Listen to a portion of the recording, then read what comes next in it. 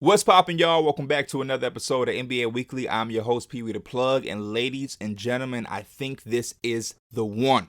Over the last few years, us basketball fans around the basketball community, we've had this thing where we've called the most entertaining series our finals. That's the thing, like, that's our finals right there. Because we look at that series and think that it's going to be more exciting. Like, the finals can't live up to what we just got out of that series. Last year, I believe it was the Brooklyn Nets and the Milwaukee Bucks when they went to 7. Kevin Durant foot on the line, overtime, the dramatics. He had a game where he played every minute. We were like, that is our finals right there. No series is going to be more entertaining than that one right there. Before that, we had the year where the Rockets and the Warriors went 7 games. That's when Chris Paul and James Harden took the lead on the Warriors, but I think Chris Paul ended up getting hurt. The Warriors come back. It's game 7. It's in Houston. I think that's when Houston goes cold from 3 and the Warriors win it. But everybody was rooting for Houston. It was looking like the David versus Goliath, and they were going to take down this juggernaut of a Golden State Warrior team. And that was like, man, that's our finals right there, that series. And I think before that, we also had the rookie Jason Tatum, who we're obviously going to talk about a lot here, him being with the Celtics. But that rookie team Jason Tatum was on against LeBron James's Cavaliers, that Eastern Conference Finals that went 7, that was exciting. And I think a lot of us were like, that's our finals, because we knew whoever won that series, the Warriors were going to dominate the next round in the NBA Finals. And sure enough, they swept that Cavalier team. So I think this could live up to that too. I think this has the potential to be the most exciting series throughout the entire playoffs and even the NBA Finals. I'm not trying to shit on the NBA Finals or say it won't be exciting, but potentially this has the makeup of that series that's just like 24/7, must see, don't miss a second of it type excitement. And because of that, I want to go over a few things that I'm looking for in this series, or I'm looking to see, or that has me curious of what's going to happen. The first thing is the way the Celtics defend against Giannis. Right, coming off the series where they swept the Brooklyn Nets, the defense was the most talked about thing that entire series. It's the first time we've ever seen Kevin Durant have a stretch like that where he struggled as bad as he did. They even had Kyrie clamped outside of game 1, and they just had an overall system to just overwhelm the Brooklyn Nets altogether. Everything was just kind of locked up. They were discombobulated. They just didn't look like they had any idea of what to do throughout the 4 games. The one thing that is different, though, about the Bucks and the Nets is the supporting cast, right? And it's not an excuse to the Nets, but if you're comparing the Bucks supporting cast and the Nets supporting cast, it's kind of apples and oranges. They have a star player, and they have his co-stars, Chris Middleton and Jrue Holiday, but then outside of them, every player that they have complements them to a T. They have Bobby Portis and Brook Lopez, who are 2 front court interior players with size and shooting. Both of those guys, 6'10", 6'11" is Bobby Portis, and then Brook Lopez is a legitimate 7-footer, and these 2 guys can rebound. They have the size defensively, and then they also can stretch the floor and make shots. What that allows is you to have 4 guys around Giannis any and every time he's on the floor that can shoot. You have Chris Middleton, who's normally a great shooter to play off the ball, but also can create his own shot. He's a question mark for this series that could potentially be out for the entire series. But even without him, we saw with the Bulls, Grayson Allen lights it up. And he's even probably a better catch and shooter than Chris Middleton, because Chris Middleton has the ability to knock down shots, but then also create for himself. He can be a spot-up shot creator at times, where Grayson Allen is just a dead-eye sniper who shot around 57-58% in that series against the Bulls. Wesley Matthews was knocking down shots. He shot about 47%. Javon Carter shot 40%. Middleton, before he went down, was shooting 42%. And then you still have the rest of the guys that I named who are shooting at least league average. They're just not shooting as well as the other guys. But Jrue Holiday is a 36% shooter from last series. Bobby Portis shot around 36% last series. And I think Brook Lopez shot around 34%. And you also have Connaughton, who shot around 34-35. So they have legitimate guys who can space the floor and knock down shots, while you have Giannis, who's a relentless driver and a dominant force inside the paint. And that's the other phase and the other thing that differentiates the Nets versus the Bucks. Their 2 stars, or the 2 best players, play different. Very, very different. Kevin Durant has always had the luxury of being a 3-level scorer with his size.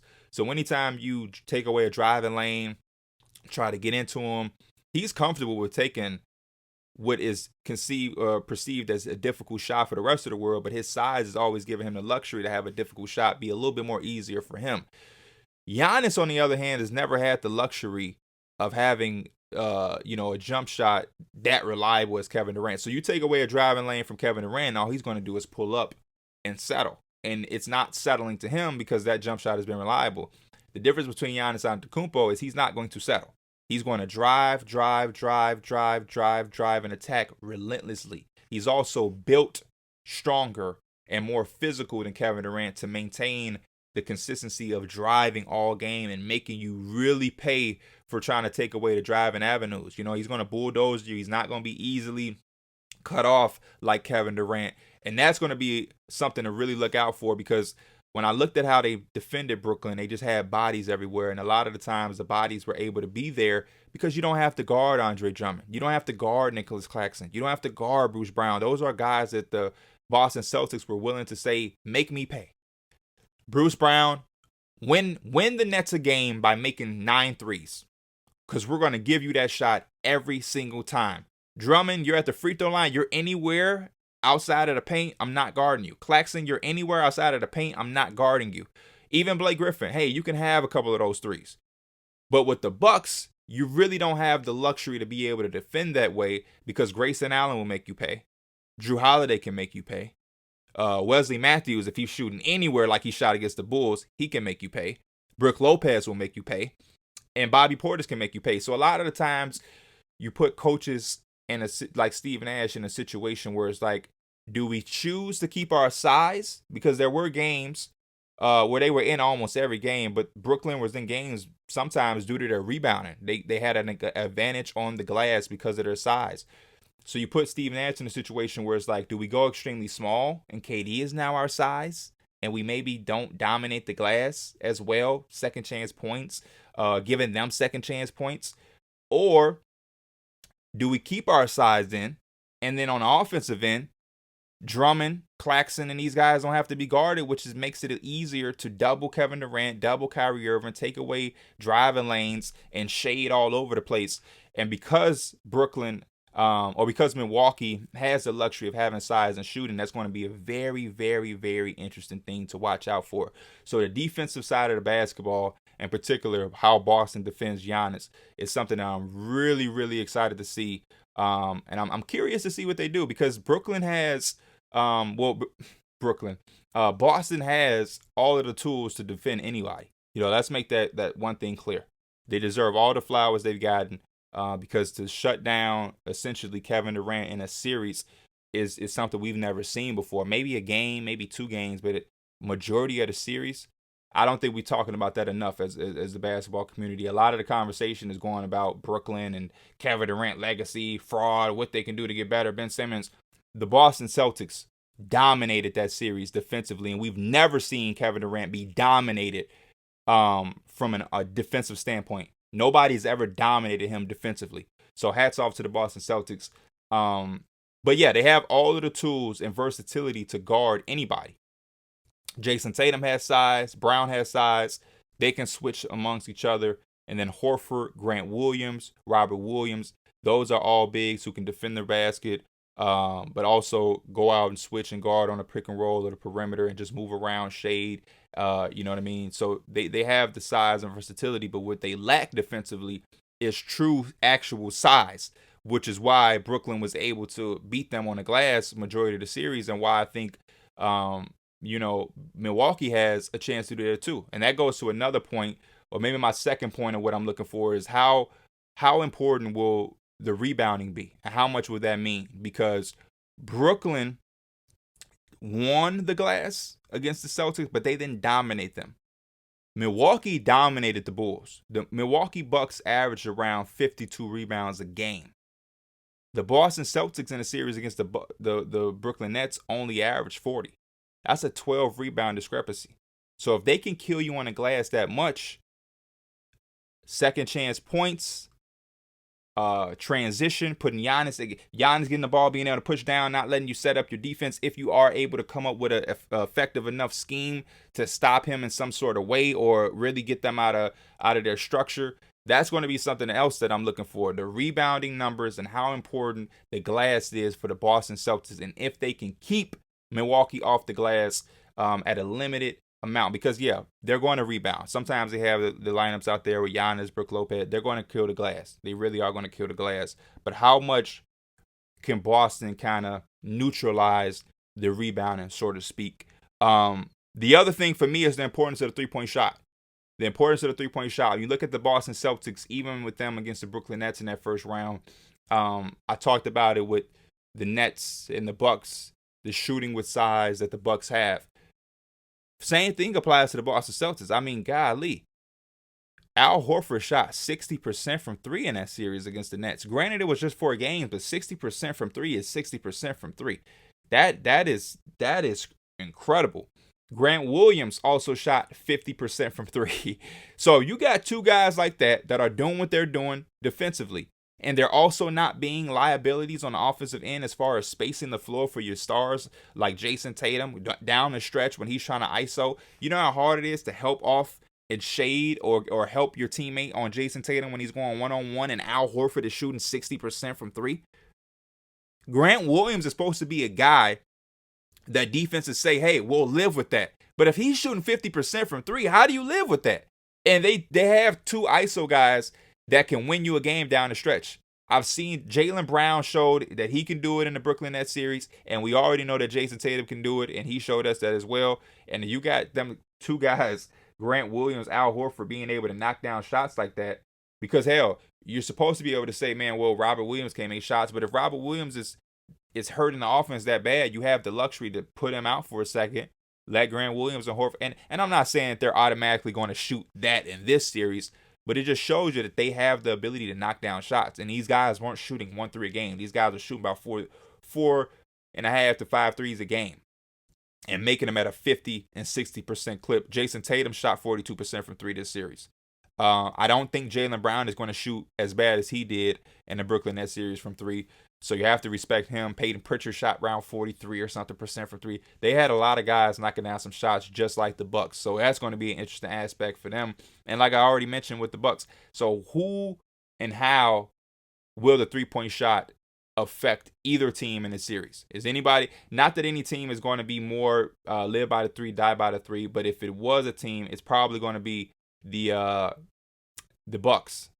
The Bucks, because again, you have Giannis trying to drive. And if he doesn't have his way, he wants to kick it out for shooters. So how good can they defend the three-point shot and take that away? And the Bucks, the way they defended the Bulls from three was magnificent. The Bulls come by a three-point shot. And I don't know if I want to give the Bucks too much credit, or do I actually want to think that, hey, the Bulls just stuck from three because they have DeMar DeRozan, a mid-range guy, and really outside of Zach LaVine, they ain't like they have a bunch of snipers. They just have guys just hoisting up threes. So it's a little 50-50. So the three-point shot is also another important thing that I'm going to be looking at. And probably last but not least, looking at Jrue Holiday. Really looking at Jrue Holiday just for the simple fact that Chris Middleton probably won't be around for this series. And the luxury that Chris Middleton provides is the fact that Giannis is a relentless driver who is dominant in the paint. And you're able to surround him with shooters that have size, like we already went over. But Chris Middleton gives you a guy who can create a shot or create something out of nothing throughout certain stretches of the game, whether Giannis isn't in or whether Giannis is struggling to find his way to the paint and get inside for the easy baskets. So because you don't have that luxury in Chris Middleton, it's now just Jrue Holiday as your only guy who can kind of create his own shot from the perimeter. Grayson Allen isn't a shot creator. Wesley Matthews isn't a shot creator. Bobby Portis isn't a shot creator. Brook Lopez isn't. Pat Connaughton isn't. Javon isn't. So the only guy that can create their own shot in some sort of way, in some capacity, is Jrue Holiday. And I want to see how much he's going to be able to do that for them in this series without Chris Middleton. And you know, maybe if they knock down the three-point shot at a high enough clip, or if there's no answer for Giannis potentially, maybe it won't be that much of a necessity, or maybe it won't be that big of a deal or that impactful. But if they do find ways to limit Giannis or to try to neutralize him or make it tough for him, Jrue Holiday is going to be the only option that they're going to have to kind of create his own shot from the perimeter. And I think that's going to be a very, very interesting factor. Overall, I think this series has 7-game potential. I really think this can go either way, but I would lean to Boston because of the fact that they don't have Chris Middleton. But I do believe that whoever wins this series will probably turn into my favorite to win the finals, because this series is going to make both teams prepared to play whoever they have to play next for the rest of the playoffs. Like if the Boston Celtics can go 2 series in a row where they stop one of the best scorers of all time in Kevin Durant and really make him struggle, not just limit him or not let him beat you, but he really struggled. And then in the very next series, you play against Giannis, the most dominant inside paint scorer. If you're able to limit or neutralize or make him struggle to any capacity and win both of those series, I don't think there's anybody that really could get in their way. Unless they go against Philly and James Harden and Embiid are both playing at the MVP level. Like if James Harden twists the clock back and he's back in his Houston Rocket form, along with Joel Embiid being in his current MVP form, then that would be like, oh man, that might be something. But the chances of that happening are very slim. But that would be an interesting route too if they did have to match up with Philly, because you would go from Kevin Durant, this all around prolific scorer, then you go to Giannis, this dominant interior scorer who kind of attacks from the perimeter, and then you have Joel Embiid, this inside center scorer. That would be like 3 different styles that they would have to defend. And then if you play against Miami, they don't have any guys that score like Giannis or Kevin Durant, and it would just be a battle of toughness and how much you could score and not allow them to get into you on the defensive end. So I think they're matched up perfectly, and I really do believe that this series is going to make either one of these teams show that they're the favorite. Because if the Bucks can win without Chris Middleton against the Boston Celtics, looking at what the Boston Celtics just did to the Brooklyn Nets, that's going to be a huge statement as well. And to get Chris Middleton back for the Eastern Conference Finals is only going to make them even better. So I'm really looking at this series, and I really think this could be and will be the most exciting and entertaining series there is. I'm looking at my notes. I think I hit on every single thing. Yes, 52 rebounds per game for the Bucks, 40 rebounds per game for the Celtics. And the Bucks will kill the glass. They will kill the glass. How important is Jrue Holiday? The Bucks shot 38% from 3, but they have some deadly marksmen like Grayson Allen we went over. The Celtics shot 36%, with Horford and Grant Williams 60 and 50% respectively. And then how will the Celtics guard Giannis? Yeah, get y'all popcorn ready, man. This is the one. I'm excited as hell for this series. Appreciate y'all tuning in. Let me know y'all thoughts, y'all concerns. What are y'all looking out for? What do y'all think is going to be important? Are any of these things that I mentioned not going to be that important? Don't give me any biased opinions if you're a Bucks or Celtic fan. Don't tell me that the rebounding won't matter just because you're a Celtic fan. But let me know what y'all looking out for and any points that I missed that you think could be a big factor in this series. And also give me y'all predictions, man. Don't be afraid to give me your prediction. Like I said, if this team had Middleton, I'm probably going Bucks. But since they don't have him, and Jrue Holiday, that leaves him as the only shot creator from the perimeter, that kind of concerns me. So I'm gonna lean with the Celtics. But I'm learning to not doubt the Bucks or Giannis Antetokounmpo. But let me know y'all thoughts. As always, this is NBA Weekly. I am your host, Pee Wee the Plug. Until next time, I'm out. Peace.